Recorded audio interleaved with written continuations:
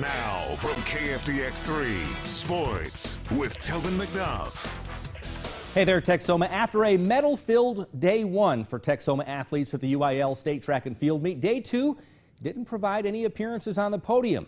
The first event of the day today, the girls' discus. Texoma represented by Monday's Aisha Swearingen. With her fifth throw, she reached 155 feet 9 inches, earning her fourth place. She was a little over 4 feet away from medaling. Nonetheless, a great performance for her. How about Hannah Miller? Woodson's Hannah Miller, she qualified in 3 events, the triple jump, the high jump, and the long jump. With her third jump this morning, she hit 16 feet and 10 inches. That is a gold medal leap. My first attempt, I got, I think, a 16.5, and I knew I had to push it a little bit more. My second jump was my best jump, was the 16.10. That won it for me. The rest, I scratched on my last 2 jumps, just by a hair. I really thought I was going to have to jump at 17. It means a lot. It means a lot for my mom, which is my coach, and just how far I've pushed myself. Monday's Carly Willison qualified for state in 3 events as well, running events, the 800, the 1600, and the 3200.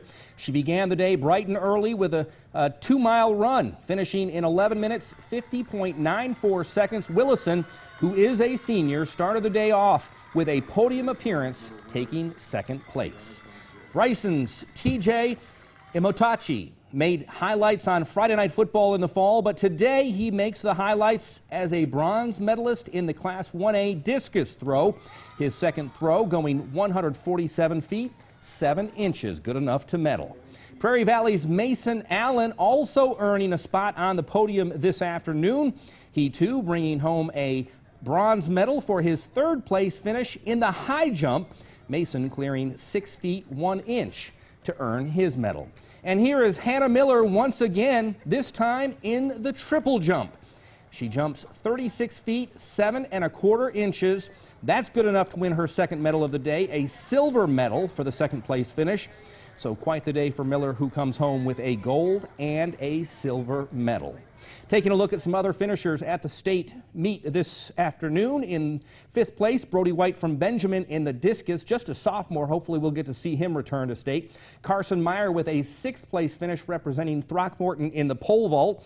Hannah Miller's third event, she took 7th in the high jump. And Ethan Smith from BRYSON, an 8th place finish in the pole vault.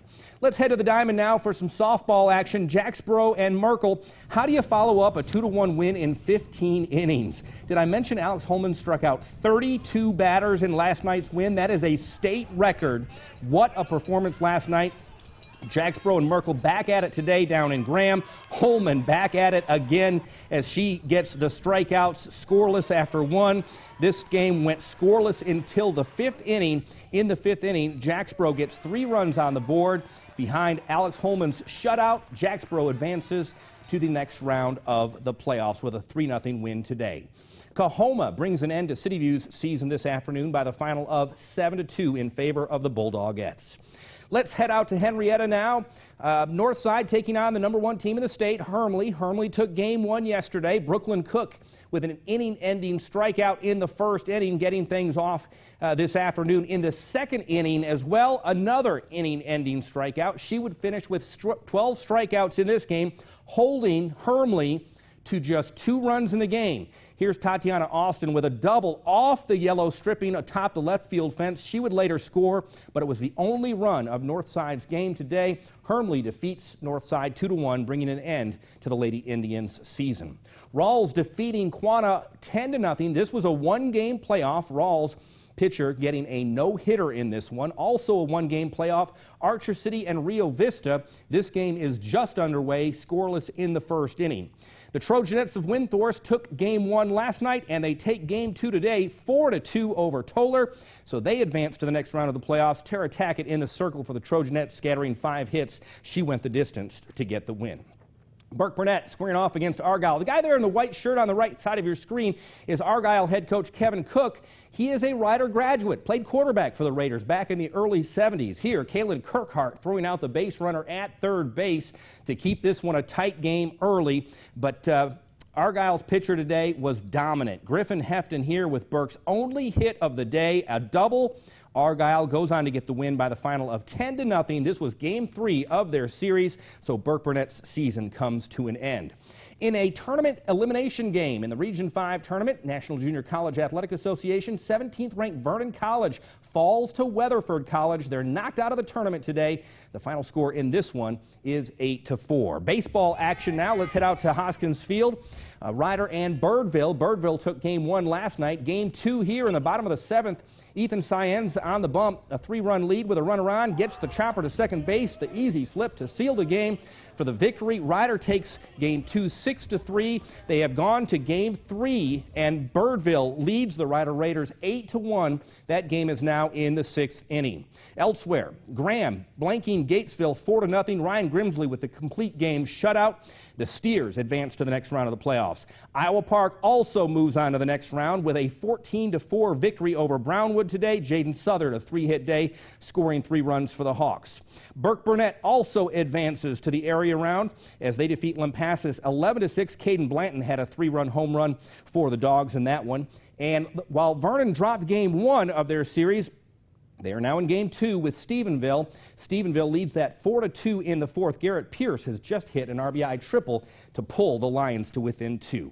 Baseball highlights now. Petrolia and Lindsay meeting out in Bowie. Game 1, this is a 1-game playoff.